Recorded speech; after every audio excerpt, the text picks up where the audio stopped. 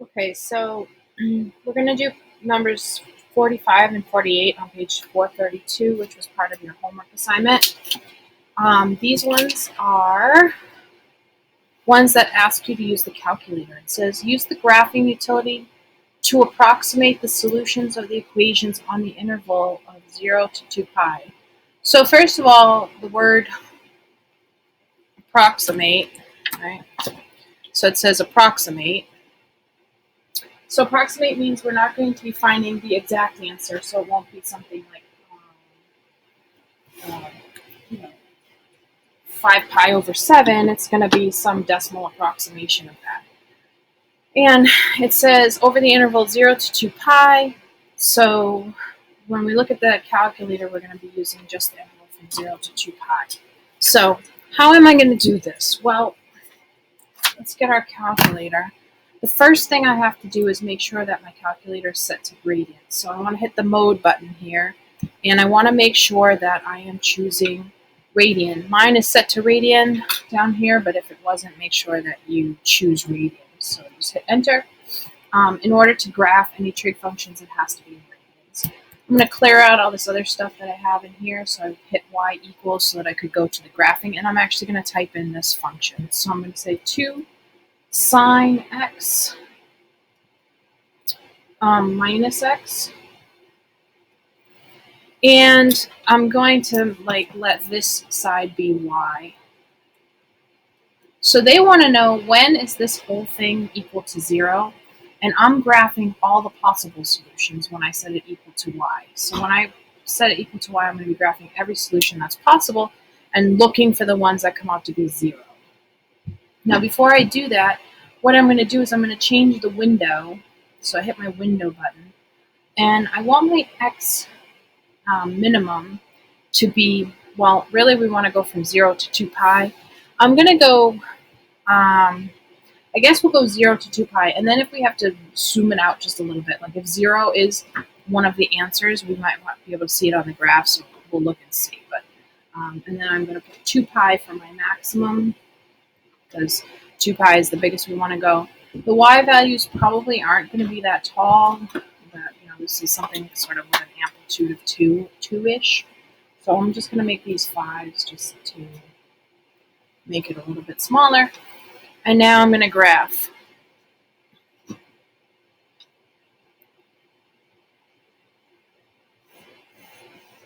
All right, so the little thing went away. It means it's done graphing. All right, so it says, when is it equal to 0? Well, what does it mean when something's equal to 0? It means that it's this expression has a value of 0.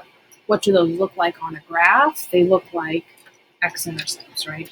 So I only graph between 0 and 2 pi, and it looks like to me that 0 is a place where we're going to get 0. So I'm just going to check that one, because that one I know for sure. And here, I have 0, 0. So I know that 0 is one of those places.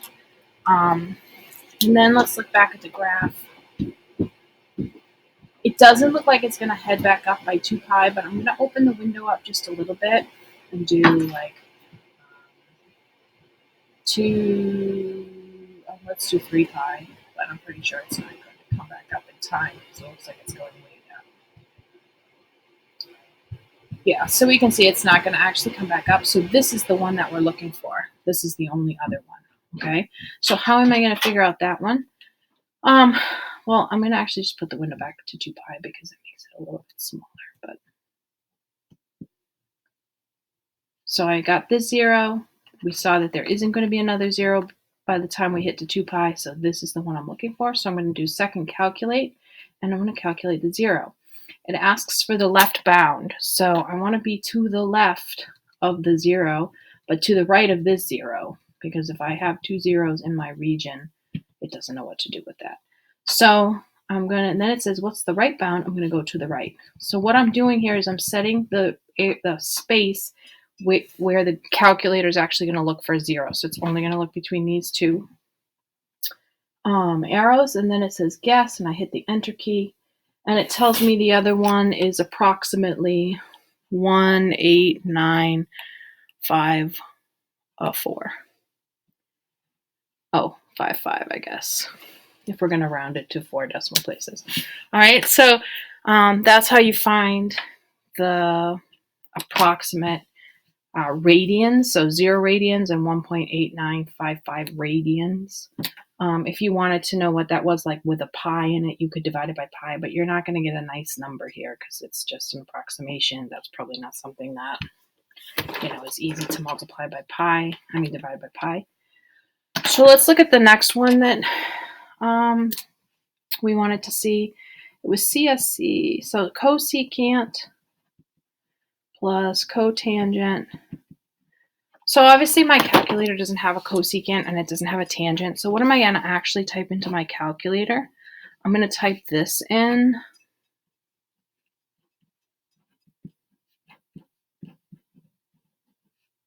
And I'm going to subtract 5. And I'm going to look for the zeros. So I moved the 5 over to the side. Now I can do it 2 ways. I'll show you both ways, I guess, but this is the way I'm going to do it first because I feel like that's the easier one to do. So that's what I'm going to do. All right. So again, I'm doing 1 divided by sine x. And I put the parentheses so that it will square the fraction, plus 0.5, 1 divided by tan x. And because this is just one term, I don't need a parentheses around it, but if the top or the bottom were more than one term, remember you'd need to put those in parentheses because the calculator is going to follow the order of operations. All right, and again, I think my window's already set for 0 to 2 pi, so I'm just going to graph it and see what it looks like. Well, we see 1 0, 2 zeros, 3, 4. I don't feel like it's going to come back in time because this distance looks like, we don't have enough space because this is obviously kind of looking periodic to me anyway. I don't know about you. So how am I going to find these 4 zeros? I'm going to do the same thing. I'm going to do second calculate 0. And I'm going to get to the left of each of these. And there's my little spider. Here he comes. But if you can't see him, you can always tell where he is by this. This tells you the x value he's at. So I want to be, close to 0 so that I can be on this side. So even though see how now I can't see him, but I do know that he's, close to 0. So he's probably on this side. And once I hit enter, I can see where the arrow is and if I did it far enough or not far enough. All right, and then hit enter. And so my first one is, 5, 1, 5, 3, 4 radians. And then you keep doing that for each of these, the same thing, okay? And you'll get 4 answers. If you wanted to do it with this equation instead, what you would do is take off the minus 5 and graph the other side as a separate equation. So I'm going to graph this. I'm going to graph y is equal to CSC. So cosecant plus cotangent. And the other thing I'm going to graph is y is equal to 5. And what I'm going to do is I'm going to look for where these two things are the same, where these two functions are the same, because they're saying that they're both equal to y. And this one says that they're equal to each other, right? And so they'll be equal. That means y is the same thing here. So we're going to be looking for where these two things are the same. So I'm just going to graph each of them as a separate function. You've probably done this before with lines or other things where you graph each side of the equation and then you try to see where they intersect. If you didn't, you probably should have seen something like that at some point. Now I'm going to change my max because I remember I made my max 5 here. I'm actually going to make this 0 now because I want to see where it's 5.